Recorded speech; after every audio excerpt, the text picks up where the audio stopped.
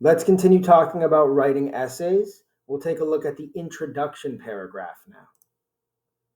Last time we looked at how to write a planning page. Now we're going to look at the first paragraph of the essay itself. That's the introduction paragraph. Remember, there are 4 total paragraphs. The introduction comes first. We'll look at the others later. The introduction has 3 parts: the hook, summary, thesis. What does each part mean?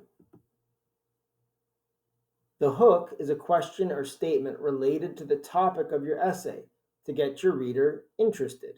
That's 1 sentence.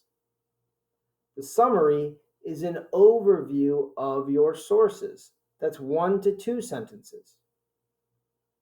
Your thesis is a big claim that answers the prompt. That's 1 sentence. So in total, the introduction paragraph should be 3 to 4 sentences. That's it. Okay, let's look at that first part of the intro, the hook. So pretend I was writing an essay based off this prompt. Was Jonas's attempt to go to elsewhere a good decision? Remember, at the end of the story, Jonas decided to escape his community, to pursue freedom and go to elsewhere. Was that a good idea? If I was writing the essay, I would start with this hook. Look at the red words. That's my hook. I'll read it out loud. Is anything in the world more important than personal freedom? That's my hook. 1 sentence. It's the very, very, very first sentence of my entire essay. It's meant to engage the reader and spark interest. It can be a statement or a question. You see, mine is a question.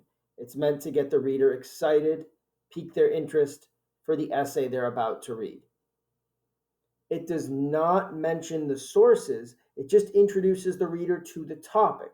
So I broadly talk about this idea of pursuing freedom. I don't mention the giver, I don't mention Jonas or Lois Lowry. You just introduce the reader to the topic, not the sources themselves. Okay, next up, the summary. The Giver by Lois Lowry is a dystopian story about the struggles of a 12-year-old boy named Jonas rebelling against a futuristic society that is seemingly perfect and highly controlled. That's an overview of your sources, a brief description. What's your story about? Pretend you met someone who asked you, hey, what's that book about? And you could only give them 1 to 2 sentences. That's your summary. It does not give away your thesis or your argument for the essay to come. You're just broadly talking about what your story is about. Okay, lastly, the thesis. Ultimately, Jonas's attempt to go to elsewhere was a bad decision. That's my thesis. It's the overall argument for your entire essay. It's the idea you'll be proving throughout your writing. It responds directly to the prompt, right? I mean, the question was asking, was Jonas's attempt to go to elsewhere a good idea? And this is my thesis. No, his attempt to go to elsewhere was a bad idea. And it contains a claim for your body paragraph.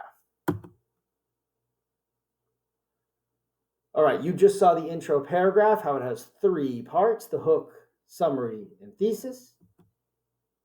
And we just looked at what they all mean. The hook is a question or statement related to the topic, meant to interest your reader.